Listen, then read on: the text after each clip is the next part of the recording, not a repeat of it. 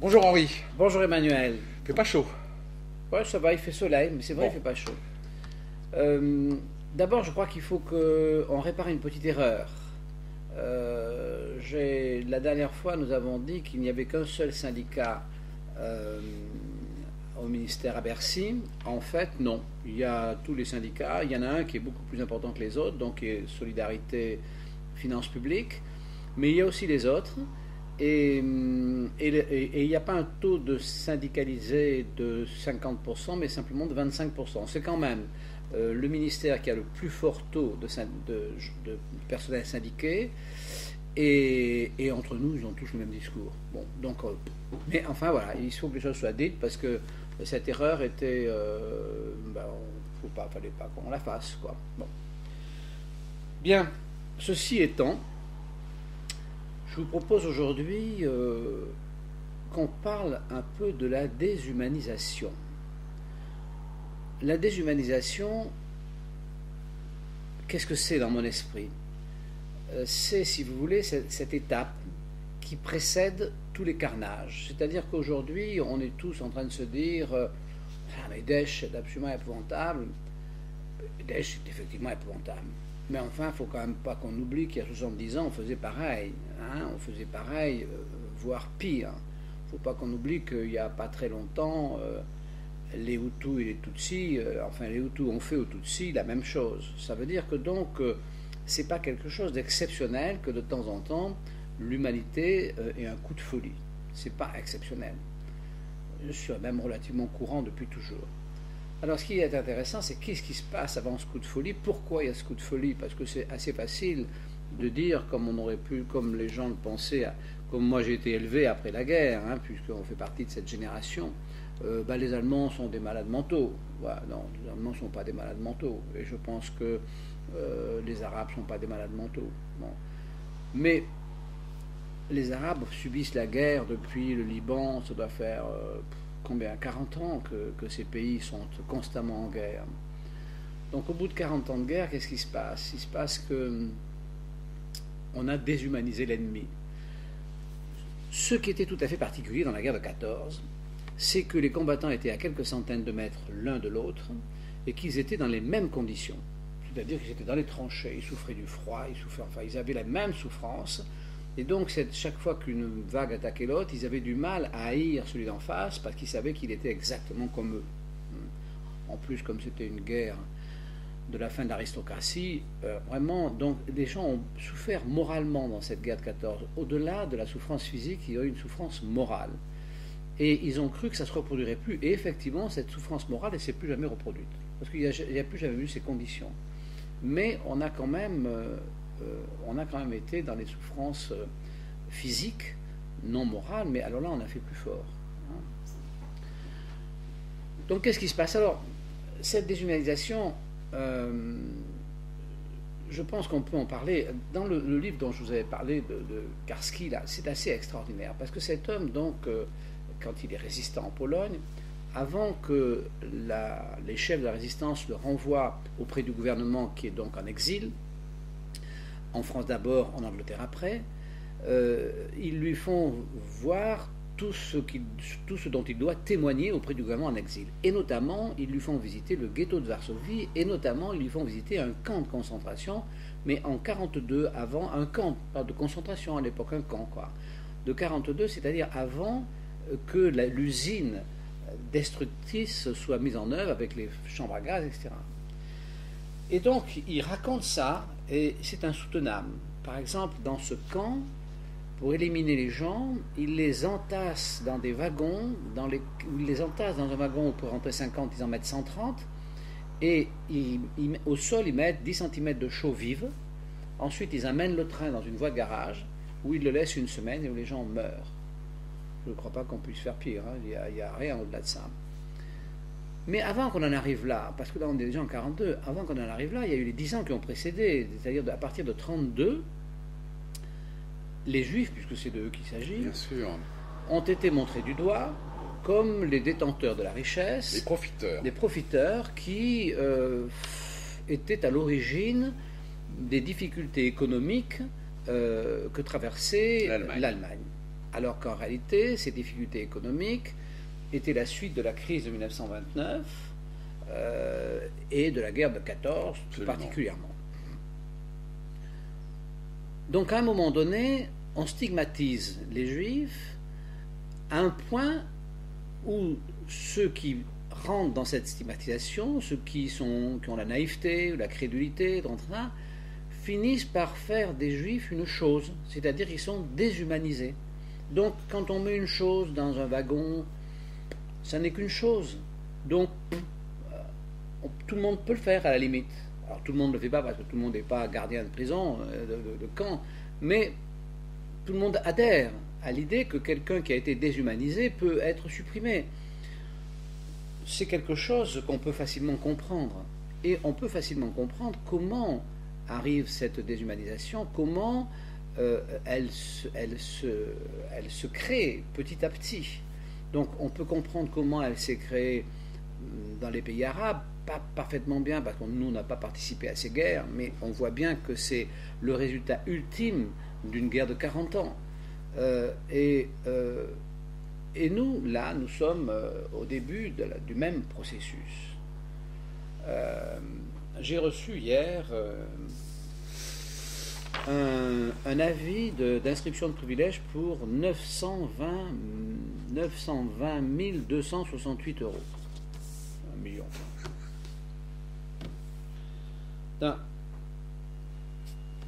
Qu'est-ce qui se passe dans la tête des gens qui m'envoient ça?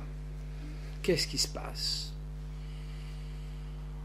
Alors, en ce moment, on parle beaucoup des fraudeurs fiscaux. De l'évasion fiscale. De l'évasion fiscale. Il ne faut pas confondre. L'évasion fiscale, c'est quand même de l'évasion fiscale. Alors, dans cette évasion fiscale, on a deux choses. On a des gens qui ont mis un pécule à l'abri, disons, et puis on a carrément la voyoucratie, la pègre. C'est-à-dire qu'on a les marchands d'armes, les marchands de drogue, les dictateurs, les rois, les multinationales. Enfin, on a des gens qui n'ont rien à voir avec ce qui nous intéresse, c'est-à-dire la soi-disant fraude fiscale, mais mettons le départ des sommes à l'extérieur, mais dans le cadre d'un patrimoine familial. Donc, si vous voulez, on a un amalgame, et c'est mauvais signe. C'est mauvais signe. C'est-à-dire qu'on a une pression qui se fait et qui peut permettre donc, et on le voit bien, parce qu'on a du mal, nous, on a du mal à réunir des gens autour de nous. On a vraiment du mal. On a du mal pourquoi? On a du mal parce que nous sommes stigmatisés, donc la population ne voit pas l'utilité de venir partager notre peine. Ils trouvent ça tout à fait... Ils sont indifférents. Et ceux qui la subissent ont passé le cap où ils ont l'énergie de résister. Ils sont dans la panique de sauver sa peau. C'est-à-dire que, si vous voulez, c'est comme dans un bateau, si on fait un exercice, tout le monde apprend à mettre dans la chaloupe au moment où il faut, mais quand le bateau coule, c'est fini. Hein, c'est le plus fort qui va dans la chaloupe, et après il faut des coups de rame sur les autres pour pas qu'ils montent. Bon, c'est comme ça que ça se passe. Bien. Donc là, on en est là, nous. On est dans la chaloupe, on dit, mettez un peu d'ordre, écoutez, réfléchissez, etc. Mais non, tout le monde nous tape dessus à coups de rame, parce qu'on est déjà dans le cycle de la déshumanisation. Et on va aller plus loin dans ce cycle de la déshumanisation. Et ça, c'est gravissime. Alors... Oui, parce qu'en fin de compte, les gens ne se rendent pas compte que on est condamné à l'avance. C'est-à-dire qu'il n'y a aucune justice, il n'y a aucun procès, il n'y a rien du tout. On revient à l'histoire de la lettre de cachet. Voilà. Vous avez un contrôle fiscal. Le contrôleur vous notifie en fonction de X critères, X besoins, un redressement, et là, vous êtes foutu. Exactement. Vous êtes foutu. Exactement. Alors, on en arrive... Innocent ou coupable. Alors, on en arrive à l'élément clé où je voulais arriver. Effectivement, je vous remercie, Emmanuel, on est en plein dedans. C'est-à-dire que pour éviter... Il n'y a qu'une seule chose pour éviter la déshumanisation. Il n'y a qu'une seule chose, c'est l'intervention de la justice. C'est-à-dire qu'il faut que les conflits... Parce que comment ça se passe? Au départ, il y a un conflit. Pour qu'il y ait un conflit, au départ, il y a un mensonge. Il faut que quelqu'un mente. Parce que si on ne ment pas, il n'y a pas de conflit. Bon. Donc, dans un conflit avec le fisc, il y a un des deux qui ment. Alors, ou c'est le contribuable, ou c'est le fisc. Moi, j'affirme dans mon cas que c'est le fisc. Bon. D'autres, le fisc pense que c'est moi. Bon. La seule manière de désamorcer le conflit, c'est la justice. Donc, si vous voulez, la seule manière de faire en sorte qu'on ne soit pas des gens déshumanisés, c'est que la justice intervienne au moment de la naissance du conflit. C'est-à-dire au moment où le fisc dit « vous avez menti dans votre déclaration », et où moi je dis « non, c'est vous qui mentez dans votre redressement », c'est à ce moment-là que la justice doit intervenir. Or, elle n'intervient pas. Non mais attendez. Elle interviendra bien après. On est bien d'accord. Mais par contre, si elle intervient avant, il faut que son jugement soit respecté par le fisc. On est bien d'accord, parce qu'à quoi ça sert de passer, puisqu'on parle de la correctionnelle, hein, on est d'accord. Non, on ne parle pas de la correctionnelle. On parle de la justice. Vous avez, vous, l'exemple extrêmement prégnant du tribunal pénal qui vous a donné raison et pour lequel le fisc s'est assis dessus et a continué dans sa propre logique personnelle. Bon, ça c'est inacceptable, évidemment. Inacceptable. Et ça ne peut se faire que parce que le fisc peut condamner sans jugement. Si le fisc avait dû avoir un jugement pour vous condamner, le jugement aurait été le même que le pénal et vous n'auriez pas, à l'heure qu'il est, ruiné et absolument complètement dépourvu à un âge où il n'y avait pas de raison. Vous avez assumé votre vie, vous avez travaillé, vous avez gagné votre vie. Il n'y a aucune raison que vous soyez ruiné aujourd'hui. Moi, je suis dans le même cas. Donc, moi, si vous voulez, j'ai 480 € pour vivre, c'est-à-dire la moitié du minimum vital. Je suis donc à la moitié de ce que on rentre dans la pauvreté à 700, 800 €. Hein. Donc je suis à la moitié. C'est inacceptable. Moi, j'ai travaillé toute ma vie, je ne dois rien à personne. C'est inacceptable. Mais totalement inacceptable. Je n'ai absolument pas triché. Donc, si vous voulez, tout ça est lié au fait qu'il n'y a pas l'intervention de la justice au moment où il devrait être. Et donc, alors, ce que je voulais dire, c'est que cette déshumanisation, ce fait que nous soyons déshumanisés, c'est quelque chose qui va aller de mal en pis. Parce que, si vous voulez, rien ne va s'arranger économiquement. Les choses ne peuvent pas s'arranger. Pourquoi ça ne peut pas s'arranger? Parce que nous sommes partis du monde occidental. Le monde occidental a un locomotive qui s'appelle les États-Unis, l'Amérique, les États-Unis d'Amérique. Bon. Les États-Unis, après la guerre, avaient des excédents. C'est-à-dire qu'ils étaient comme vous quand vous gagnez de l'argent et que vous mettez de l'argent de côté. Ces excédents, pour des raisons, certains disent que c'est par intérêt, d'autres, moi je peux penser que c'est tout simplement par naïveté. Ces excédents, ils les ont distribués dans le monde. Ils les ont distribués en Allemagne, au Japon, chez leurs amis. Bon. Et puis, avec la guerre du Vietnam, ils se sont retrouvés non plus en excédent, mais au contraire en déficit. Et ces déficits ont été supportables parce qu'ils ont vu revenir les économies de ceux qui étaient en excédent, notamment les princes arabes du pétrole, puis ensuite leurs propres amis allemands, japonais qui étaient en excédent, aujourd'hui la Chine. Cet argent revient chez eux et à travers un outil qui s'appelle Wall Street, c'est bidouillé et c'est redistribué en banque du trésor. Enfin, les types se font avoir d'ailleurs, parce que cet argent, eux les Américains ne rembourseront jamais. C'est du virtuel. Ouais, ils ne rembourseront jamais. Donc à un moment donné, quelqu'un va commencer à leur mettre la pression et prendre le pouvoir chez eux. Mais ça va s'étendre à tout l'Occident. À ce moment-là, les choses vont se raidir. Et quand les choses vont se raidir, les gouvernements vont accélérer ce processus de soi-disant fraude fiscale. Parce qu'ils vont augmenter les impôts et ils vont continuer à stigmatiser les soi-disant tricheurs. Et on va arriver assez rapidement à une situation qui ne sera pas loin, très proche de celle qu'on a connue en 40. C'est pas loin, c'est pas dans 10 ans, c'est pas loin. Si on ne fait pas tout de suite quelque chose de telle sorte que la justice vienne en écran et que on ne soit pas déshumanisé, que nous, contribuables, ne soyons pas déshumanisés, on va directement se faire assassiner. Hein, oui, mais le problème, c'est que la propagande de Bercy fait en sorte que les gens ne s'imaginent pas qu'on soit condamné sans être jugé. Parce que le problème, il est là. Les gens ne savent pas. Ils s'imaginent que tout est normal, que nos droits sont respectés. Voilà. Et c'est ça qui est très difficile de faire comprendre aux gens qu'il n'y a pas de justice. On est condamné sans justice. Oui, mais je pense qu'on ne peut pas le faire comprendre, comme vous dites, aux gens, parce qu'on est dans une situation où on est déjà, depuis déjà maintenant longtemps, depuis quelques années, on est déjà des boucs émissaires, et le principe est accepté. C'est ça. Le principe que nous sommes boucs émissaires est accepté. Mais là, on ne s'adresse pas aux gens. On ne peut pas s'adresser aux gens parce qu'on voit bien que ce n'est pas possible. On s'adresse aux responsables politiques parce que c'est eux qui vont signer. Parce que si demain ils laissent faire, ils auront à le payer devant l'histoire. Alors nous, on va mourir.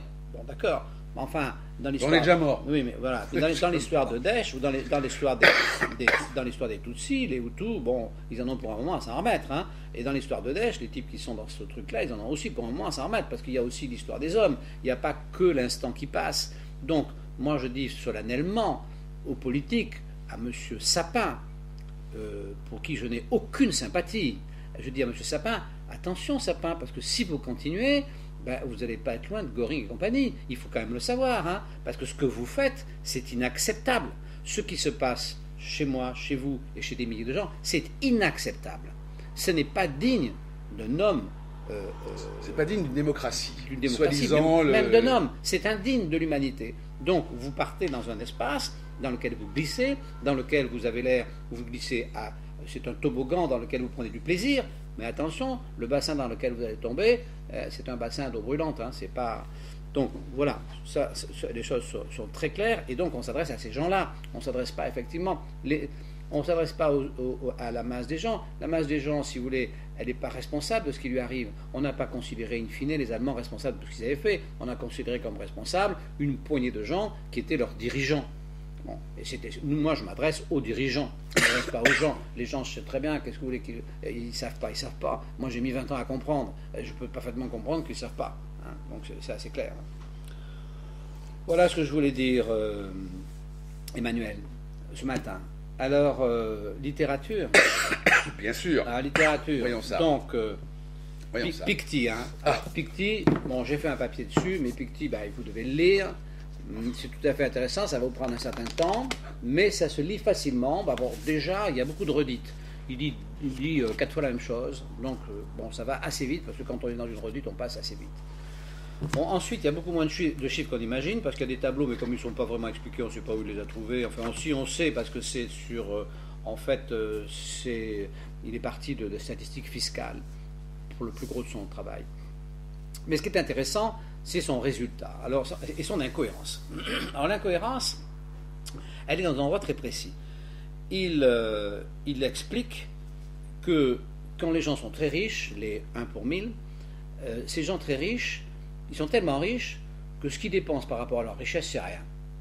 Donc, du coup, leur capital fructifie. Et ça, ils trouvent que c'est inacceptable. Bien. Mais parallèlement, il accepte l'idée quand même qu'il n'y a pas d'économie sans capital. Parce que, dans le fond, le problème, il est là. Est-ce que l'économie a besoin de capital? Alors la réponse, elle est oui. La réponse est oui. Donc, ce capital, lui, il propose de l'éliminer, puisqu'il propose de le distribuer, disons, aux gens qui en ont envie. Alors, on ne parle pas des nécessiteux, parce que ça, personne ne sait faire. Hein. Le nécessiteux, personne ne sait lui distribuer les sous, et pour qu'il les garde. On distribue aux gens qui en ont envie. Une fois qu'on l'a distribué, il n'y a plus de capital.